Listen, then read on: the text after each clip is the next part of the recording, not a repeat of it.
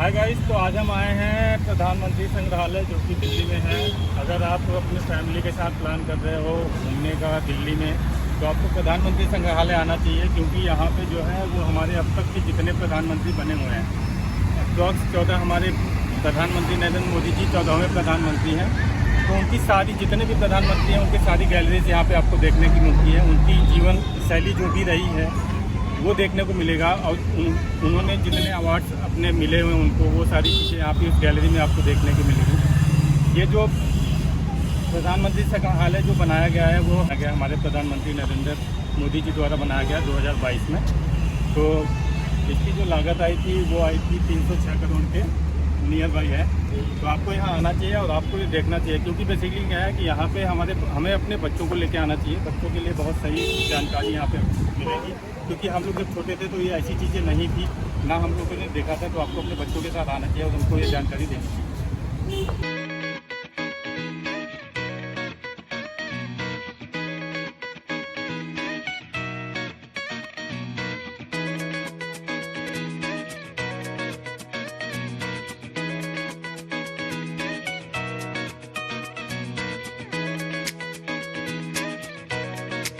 तो दोस्तों, जैसे एंट्रेंस में हम आते हैं और लेफ़्ट साइड में हम देखते हैं कि कार पार्किंग है। उसके थोड़ा सा आगे आएंगे तो यहाँ पे टिकट घर लिखा हुआ है, तो हमें टिकट लेने के लिए उसके आगे चलना पड़ेगा। यहाँ पे अभी लाइट एंड साउंड शो जो होता है 7:30 बजे, वो सोल्ड आउट हो चुका है। तो आप प्री बुकिंग करें कभी भी आपको यहाँ पे आना हो तो। और वीक डेज़ में आपको 100 रुपीज़ का एक चार्ज पड़ेगा अगर आप वीक डेज़ में आते हो, संडे सैटरडे में। बाकी दिन आपको 50 रुपये का पड़ता है। कॉर्नर के लिए 200 रुपये का है। लाइट एंड साउंड शो अभी सोल्ड आउट है, तो प्री बुकिंग करके आए यहाँ पे।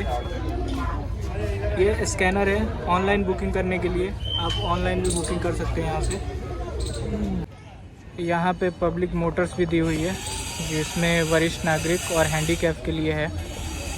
ये फ्री है, आप अगर वरिष्ठ नागरिक हैं तो आपके लिए फ्री है, और हैंडीकैप के लिए भी फ्री है। पीएमओ संग्रहालय जाने के लिए यहाँ से थोड़ी दूर है, इसलिए ये सुविधा दी गई है। 3 टिकट के 300 रुपये लगे हुए हैं। तो अगर आप यहाँ पे आते हो तो जितने भी एक्टिविटीज़ हैं, जो भी यहाँ पे शोज़ दिखाए जाते हैं, वो हमारे प्रधानमंत्री के से रिलेटेड ही होते हैं। तो उसके सारी चीज़ों के चार्जेस हैं। अगर आप मान लो कि आपको पीएमओ के साथ अगर आपको पिक्चर कैप्चर करनी है तो उसके भी 50 रुपये चार्ज हैं। अगर आप रोबोट से प्रधानमंत्री की सिग्नेचर लेते हैं तो उसके भी अलग चार्ज हैं, 50 रुपये उसके भी बेसिकली हैं।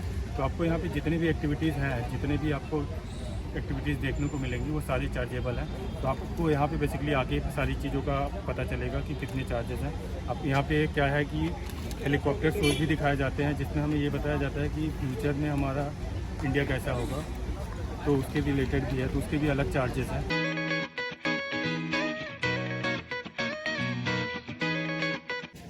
जैसा कि हम एंट्री गेट पे आ चुके हैं, यहाँ पे चेक इन होएगी। अगर आप टिकट लेके आओगे तो यहाँ पे चेक इन होएगी। उसके बाद हम अंदर जाएंगे, तो वहाँ पे हमें देखने को मिलेगा जो भी हमारे शोज़ हैं, जो भी यहाँ पे चीज़ें हैं।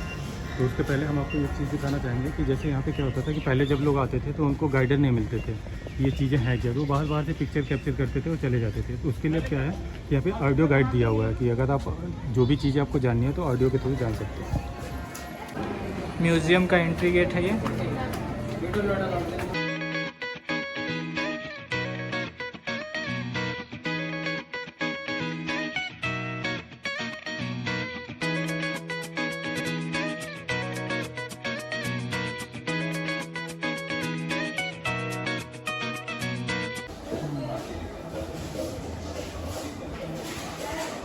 ये डॉक्टर राजेंद्र प्रसाद का स्टैचू बना हुआ है, जहाँ पे आपको लगता है कि ये रियल में कुछ लिख रहे हैं।